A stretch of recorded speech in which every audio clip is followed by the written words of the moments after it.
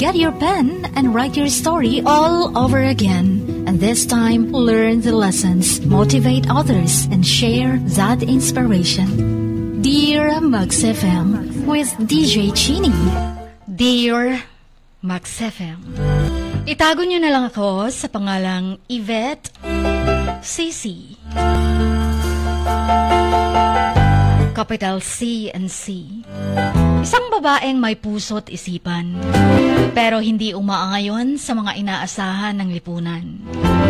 Simula kasi nung bata pa ako, Chin, naramdaman ko na may kakaiba sa akin. Hindi ko gusto yung mga bagay na gusto ng ibang babae. Mas komportable ako sa mga gawain at damit na karaniwang sinusuot ng mga lalaki.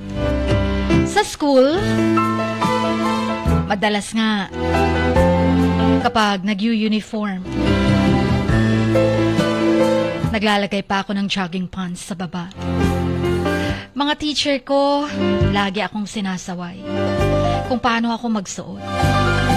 Sometimes, tinutukso nila ako na sumali sa pageant. Dahil hindi naman ako pangit, Chin. May kagandahan din naman ako. Pero wala silang alam na ayaw ko ang magsuot na damit na pambabae. Kung hindi lang dahil sa uniform hindi ako magsusuot ng palda. Hindi talaga ako komportable. Ever since na elementary hanggang high school, doon ko napansin na iba ang gusto ko. Gusto kong magsuot ng damit na lalaki. Tulad ng mga t-shirt at jeans lang. Gusto kong mag-basketball. Gusto ko yung mga gusto din ng mga lalaki. Higit sa lahat, marami akong crush na babae na katulad ko. Pero natatakot ako na baka hindi ako tatanggapin ng mga tao sa paligid ko. Lalong-lalo na ang pamilya ko. Isipin mo na kung ano ang dapat mong isipin. Husgahan nila ako. Nag-iisa akong babae sa pamilya. 3 akong kuya ko. Ako ang bunsong babae. Ika nga nila, prinsesa ako. Prinsesa ng pamilya. Pero sa paglipas ng panahon,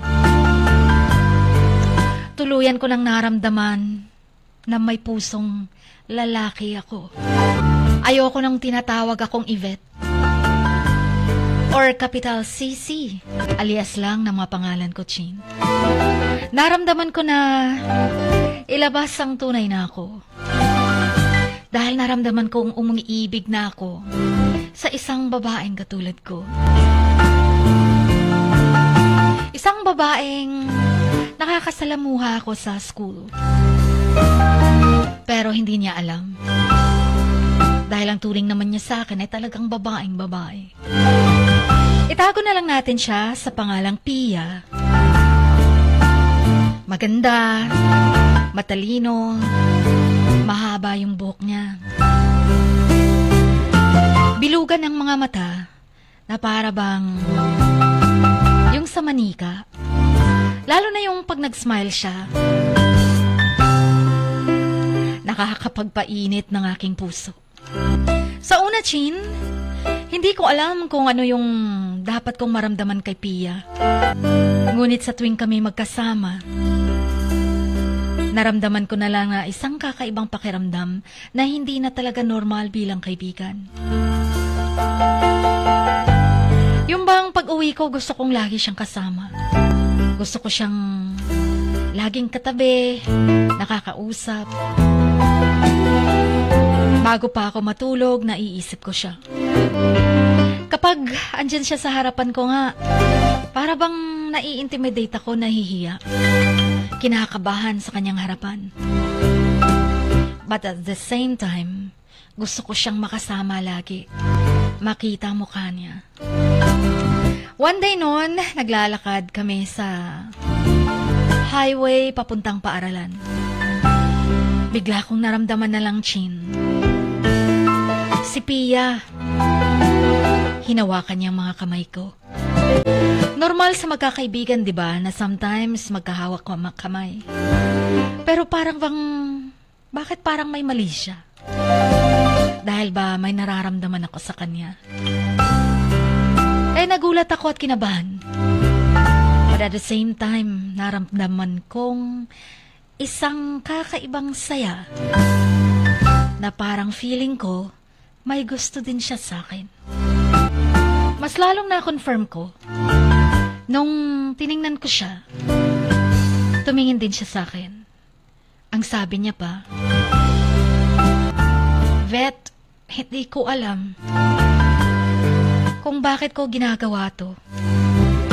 Feel ko gusto kitang makasama lagi. Feel ko hindi kita gusto bilang kaibigan.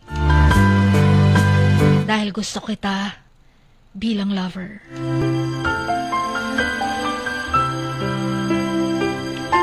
Parang lumundag ng tuwa or sa tuwa ang puso ko. Ngumiti ako.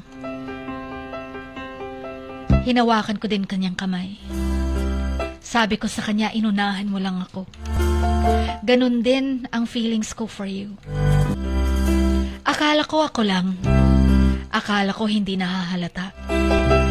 Nararamdaman mo din palang nararamdaman ko. Nung sandaling yon, Chin, alam kong ako'y umiibig na talaga kay Pia. Graduating kami ng high school. Alam kong batang-bata pa kami. Alam ko na hindi dapat magseseryoso pa sa pag-ibig, lalong-lalo na at immature pa kami. Pero dama ko that time, handa kong ipaglaban ang aking nararamdaman para kay Pia. Ngunit andun lang ang aking kalaban, yung takot at pag-aalinlangan. Hanggang sa nag-college kami. Going 3 years ang aming relasyon. Pero patago pa rin. Akala nila mag-best friends lang kami. Ang hindi nila alam, pati ng pamilya ko, ang Pia na lagi kong kasama sa loob ng kwarto. Ang Pia na laging halos araw-araw nasa bahay na natutulog. Walang kaalam-alam na kami ay may relasyon. Paano kung hindi kami tatanggapin ng lipunan? Paano kung magagalit ang aking mga magulang? Sa kabila ng mga takot na to, alam ko kailangan kong maging totoo sa aking sarili, sa aking nararamdaman. At umasa din ako na isang araw,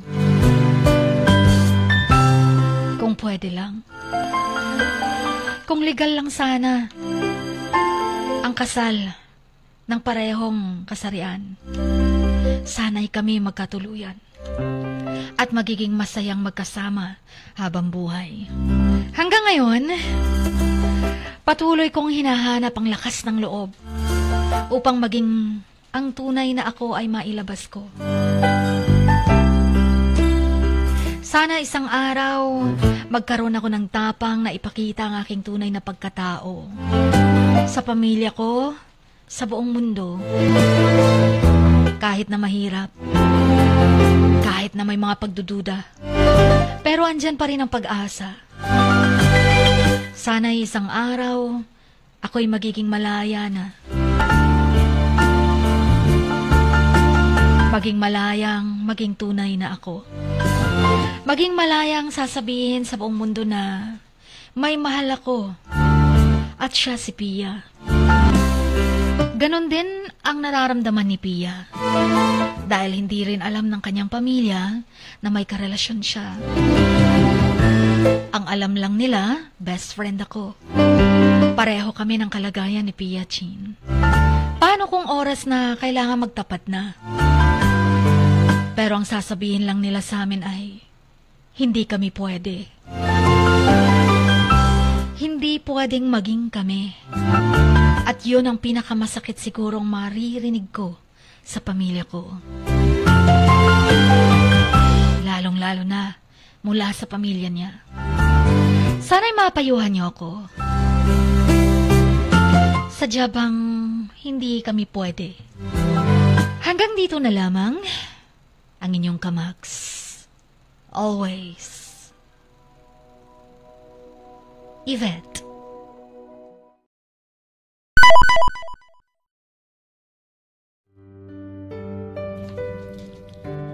Sa bawat pagluha mo, may nakatagong kwento. Sa bawat ngiti mo, may gustong sabihin ang puso mo.